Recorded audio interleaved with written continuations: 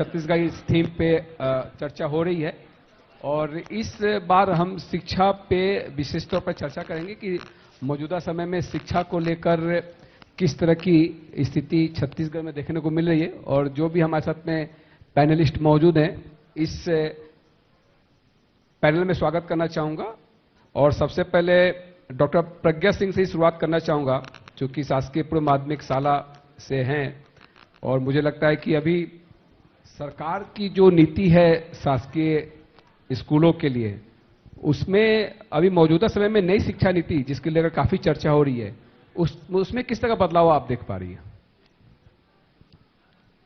Hello, सभी को सादर नमस्कार और साधना टीवी का आभार व्यक्त करना चाहूंगी जो हम शासकीय शिक्षकों को ये मंच प्रदान किया। जहां तक कि शासकीय स्कूलों की बात करूं तो एक छवि अच्छी नहीं मानी जाती कि स्कूलों में टीचर्स पढ़ाते नहीं हैं या इस तरह की छवि है शासकीय स्कूलों की।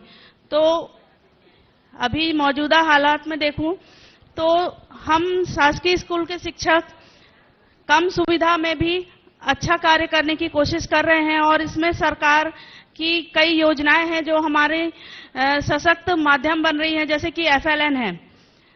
FLN के बारे में मैं बताना चाहूं कि मूलभूत जो साक्षरता और संख्यात्मकता है, जो हम नींव का निर्माण करते हैं, अगर नींव मजबूत नहीं होगी तो आगे इमारत कैसे अच्छी बनेगी।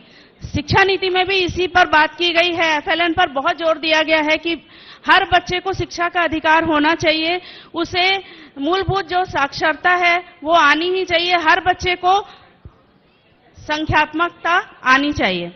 चलिए संजीव जी, मोरल एजुकेशन को लेकर अक्सर चर्चा होती है कि भारतीय स्कूलों में इसकी काफी कमी है। मोरल एजुकेशन, बच्चों को सिखाना कि किससे कैसे व्यवहार करना चाहिए, क्योंकि कई देशों में मोरल एजुकेशन में बहुत फोकस किया जाता है। हाँ, नमस्कार। सबसे पहले तो मैं साधना न्यूज और ये मेगा कॉन्क्लेव का जो आज के सब्जेक्ट्स है, बहुत ही अच्छे सब्जेक्ट्स आपने चुने हैं उसके लिए, और ये आज का सफल कार्यक्रम के लिए मैं आपकी पूरी टीम को बधाई देना चाहूंगा। किसी भी राज्य या किसी भी देश का जो एक मेन स्तंभ होता है कि उसका एजुकेशन से रिलेटेड ही बाकी सारे जो विकास या प्रगति जुड़ा हुआ रहता है। और एजुकेशन में एक बहुत ही वैल्यूएबल चीज है कि मॉरल वैल्यूज, जो हमारे राष्ट्र के मॉरल वैल्यूज हैं, वो सबको भी बच्चों को साथ में सिखाया जाए स्कूल में। अभी जैसे कि NEP जो नया नेशनल एजुकेशन पॉलिसी इंट्रोड्यूस हुआ है 2020 में, उसमें पहले 10+2 जो पद्धति थी उसको हटा के 5+3+3+4 ग्रेजुएशन 4 इयर्स, उसमें एक बहुत अच्छा स्कीम और जोड़ा गया है मीस में क्या है कि multiple entry and exit system. उसमें उसके इंट्रोड्यूस करने से ये एक चीज अच्छा होगा कि ड्रॉप आउट्स परसेंटेज जो है वो ओवरऑल कम हो जाएगा। पहला साल आपने किया, उसका आपको सर्टिफिकेट मिल गया, फिर आप कहीं जॉब में लग गए, फ्यूचर में आपको कभी करने का मन हुआ तो फिर आप ग्रेजुएशन कर लिए। और उसमें जो 4th ईयर है उसमें बहुत सोच विचार करके 4th ईयर को एक ऐसा रखा गया है कि जिसमें आपको शोध करना है, जिसमें आपको रिसर्च में ही काम करना है। तो ये एक अच्छा चीज है। साथ में मॉरल और एथिक्स, ये स्कूल में प्राइमरी एजुकेशन से RT में जब 6 से 14 साल के बच्चों को अनिवार्य रूप से शिक्षा प्रदान की जा रही है, उसके साथ साथ मोरल वैल्यूज को भी अगर मतलब स्कूल में इंट्रोड्यूस करें तो वो हमारे राष्ट्र के लिए बहुत अच्छा होगा। चलिए, राजीव जी भी मौजूद है और कवि भी है, शिक्षाविद भी है। ये बहुत रेयर कॉम्बिनेशन ऐसा देखने को मिलता है। कवि स्या पक्ष को अपने शब्दों के जरिए उजागर करता है और शिक्षा की मौजूदा स्थिति को लेकर राजीव जी आप क्या समझ पाते हैं? देखिए सर, सबसे पहले तो ये कहना चाहूंगा कि विश्लेषण की आवश्यकता है। भारतीय ज्ञान परंपरा से लेकर भारतीय शिक्षा पद्धति तक की यात्रा की मूल अंतर ज्ञान और शिक्षा के बीच में, इसको समझना आवश्यक है। ज्ञान जो आदिकाल से हमारे देश में गुरु शिष्य परंपरा के द्वारा शिक्षार्थियों को प्राप्त होता रहा, ये पंच तत्वी है। शिक्षा जो है इसका एक तत्व है। शिक्षा का एक तत्व है पठन। ज्ञान के 5 तत्व होते हैं। वो होता है चिंतन, अन्वेषण, शोधन, परीक्षण और विश्लेषण।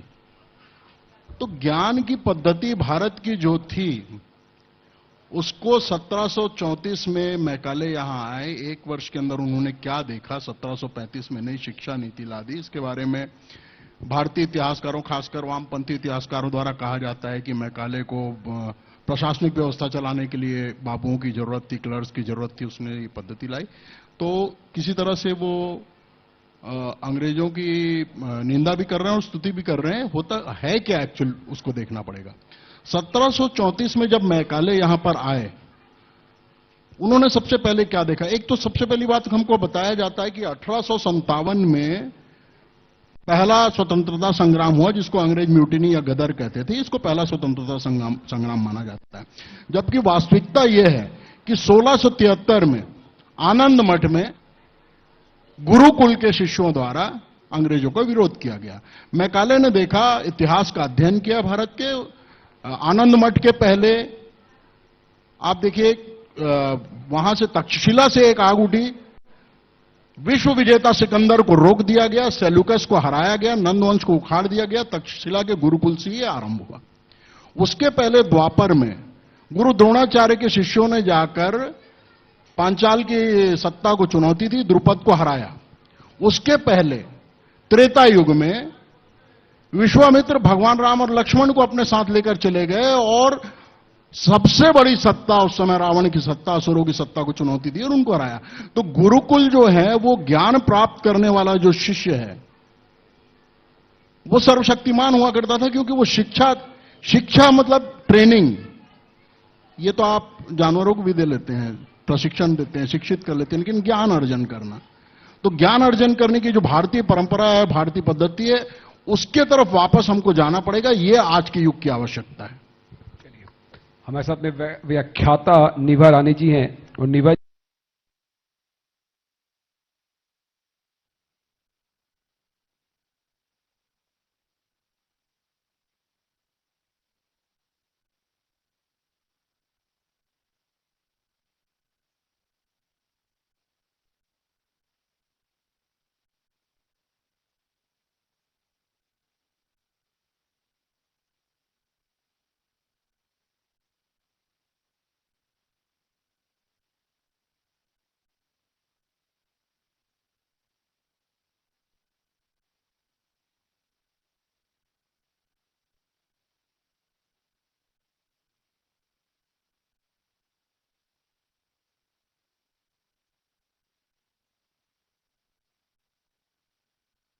शिक्षा मंडल के बहुत सारे कार्य और योजनाओं पर काम कर रही हूं वहां की टीम के साथ।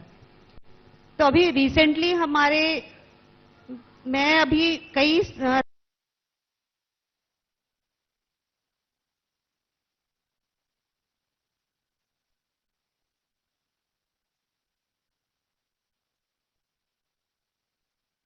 आता है कि वो चाहती है कि बच्चों में डेवलप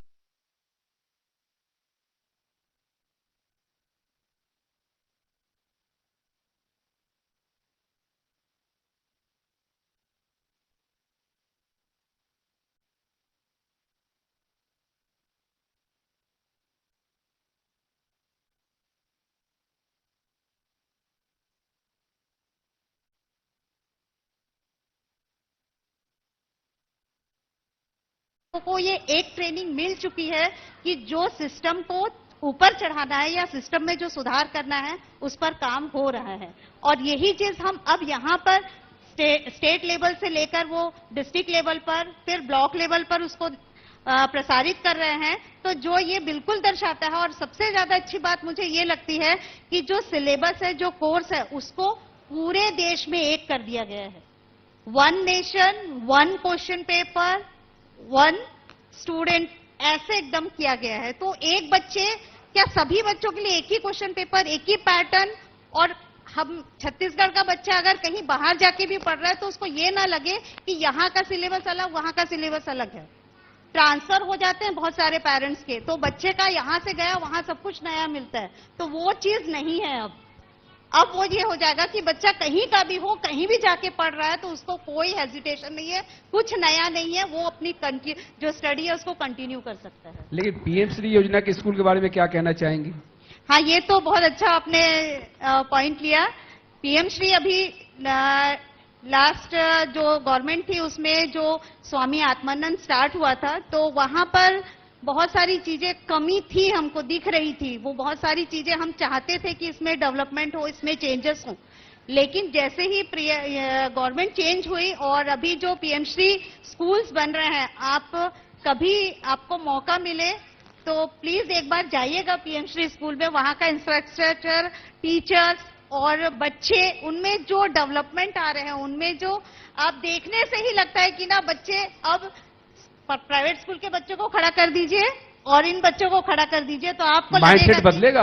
अभी हाँ? भी तो पेरेंट्स ये चाहते हैं कि उनके बच्चे अच्छे प्राइवेट स्कूल में पढ़े, सरकारी नहीं स्कूल में भेजना सर, ये चेंज हो रहा है कि बच्चे अब प्राइवेट स्कूल से गवर्नमेंट स्कूल की ओर आ रहे हैं। ये हम ऐसा है क्या प्रज्ञा मैडम? बिल्कुल, मेरे स्कूल में आप आकर देखिए, कोई भी प्राइवेट स्कूल से कहीं ज्यादा पूरे अंचल का इकलौता गणित लैब हमारे स्कूल में अभी गणित पार्क बन गया है। और प्रासंगिक है कि आज बहुत ही महत्वपूर्ण दिवस है जो आपने मुझे आमंत्रित किया। आज राष्ट्रीय गणित दिवस है। आदरणीय रामानुजन गणित के जो भगवान माने जाते हैं, उनका जन्म दिवस है, जिसे राष्ट्रीय गणित दिवस के रूप में मनाया जाता है। तो कहीं ज्यादा हमारे सरकारी स्कूल प्राइवेट स्कूल से ज्यादा हम मेहनत कर रहे हैं और प्राइवेट स्कूल से बच्चे, खुद मेरे स्कूल में कई बच्चे एडमिशन ले रहे हैं और हमारे बच्चे प्रयास में, एनएमएमएससी में, श्रेष्ठा जैसे बड़े प्लेटफॉर्म में बच्चे परफॉर्म कर रहे हैं और सेलेक्ट होकर उन स्कूलों में भी जा रहे हैं। और यहाँ पर प्राइवेट स्कूल में तो पालक पूरे एक्टिव होते हैं, तब बच्चे कर पाते हैं। और हम ऐसी जगह पर कार्य कर रहे हैं जहां बच्चों के पास मूलभूत सुविधाओं की कमी। इसके पहले जो पैनल बैठा था, उन्होंने मोबाइल की और इस सब की बात की थी। आज हम मोबाइल में हर डाटा भेज रहे हैं, लेकिन बच्चे के पास मोबाइल नहीं होता है, तो शिक्षक खुद अपने मोबाइल से और बाकी चीजें उनको उपलब्ध करा रहा है। मैं एक घटना बताना चाहूंगी कि कैसे हम हर बच्चे को अपने साथ लेकर चल रहे हैं। एक दिन की बात है कि मैं अपनी कक्षा में एक गतिविधि करा रही थी कि त्रिभुज के तीनों अंतःकोणों का योग 180 अंश या एक अर्धवृत्त के बराबर होता है। उस कक्षा में मानसिक दिव्यांग बच्ची भी थी। उसकी तरफ मेरा ध्यान नहीं था क्योंकि मुझे लगता था कि वो सीख नहीं सकती। हम सब शिक्षकों ने हाथ पांव छोड़ दिए थे उसके पीछे। अचानक से वो बच्ची मेरे पास आई और मुझे कुछ दिखाने लगी। मैंने उसकी तरफ ध्यान नहीं दिया, लेकिन वो बार बार मुझे खींच कर दिखाने लगी कि देखिए ना मैडम, देखना मैडम। फिर जोर से बोला उसने, देखना मैडम, मोरो चंदा बन गए। आप सोचिए, गांव की बच्ची अर्धवृत्त को उसने चंदा से कंपेयर किया, जो आज हमारे प्राइवेट स्कूल के डीपीएस का बच्चा भी ये चीज को नहीं बता सकता। मैंने गणित को इतना आसान बनाया कि हर बच्चा गणित को खेल के जैसे सीख रहा है। तो सरकारी स्कूल की दशा और दिशा बिल्कुल बदलेगी, इसका मुझे पूर्ण विश्वास है। चलिए, इस शिक्षा पे हम लोग जो है चर्चा कर रहे थे और मैंने देखा कि राजीव चौबे जी युगों युगों की बात कहने लगे। त्रेता युग का भी जो है यहाँ पे जो है संवाद हुआ और एक शब्द आया गुरुकुल।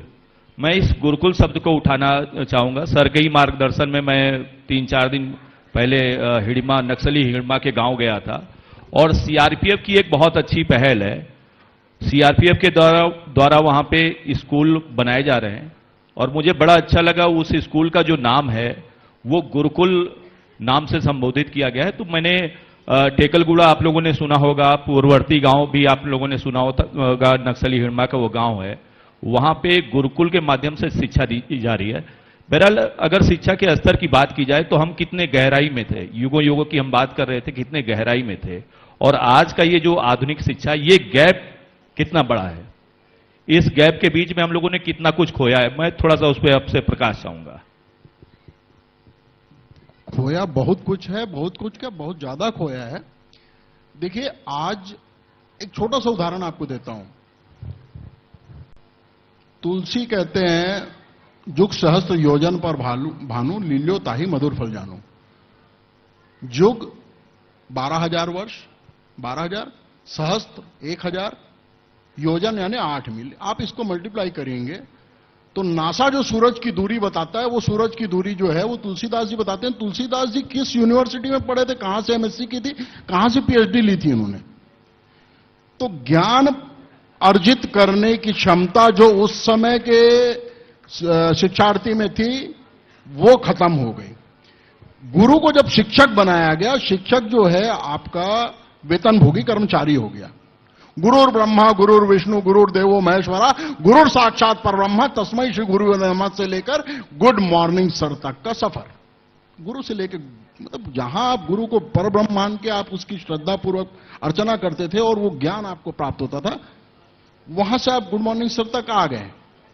तो बहुत कुछ खोया है हमने, लेकिन जब हम भारत को विश्व गुरु बनाने की बात करते हैं तो निश्चित रूप से समय चक्र जो है वो घूमता है और घूमते हुए वापस हमको उस गुरु शिष्य परंपरा तक जाना पड़ेगा। उसके लिए आधुनिकता को त्याग करना आवश्यक नहीं है। एक चीज विशेष रूप से कहना चाहूंगा, लोग यही कहेंगे कि आप चाहेंगे कि आपके बच्चे पेड़ के नीचे जाके बैठ जाएं या उसमें बैठ के आम के पेड़ के नीचे और गुरु से धोती पहन के उसी, नहीं, ये नहीं कहता मैं। मेरी संस्कृति ये कहती है कि जिससे जो अच्छा मिले आप उसको अर्जित करिए। रावण जब मृत्यु सैया पर पड़े थे तो भगवान राम ने लक्ष्मण को कहा कि जा और उनसे नीति की शिक्षा लो। लक्ष्मण गए, रावण के सर के पास जाके खड़े हो गए कि मुझे ज्येष्ठ भ्राता ने भेजा, मुझे नीति का ज्ञान दीजिए। रावण ने कुछ नहीं कहा, वो वापस आ गया। लक्ष्मण ने कहा कि वो तो कुछ बोल नहीं रहा है। बोले कहां जाकर खड़े हुए थे? उसके सर के पास। बोले आपको गुरु शिक्षा लेनी है, उसके चरणों के पास जाइए, उनका वंदन करिए। तो रावण को भी गुरु मानकर हाथ जोड़कर शिक्षा ग्रहण करने की प्रेरणा भगवान राम देते हैं। ये मेरी संस्कृति है। तो गुरु का पीने के पानी के लिए जैसा मालवा निमाड़ मां नर्मदा से पूरा आनंद में डूबा है, केन बेतवा से भी पूरा बुंदेल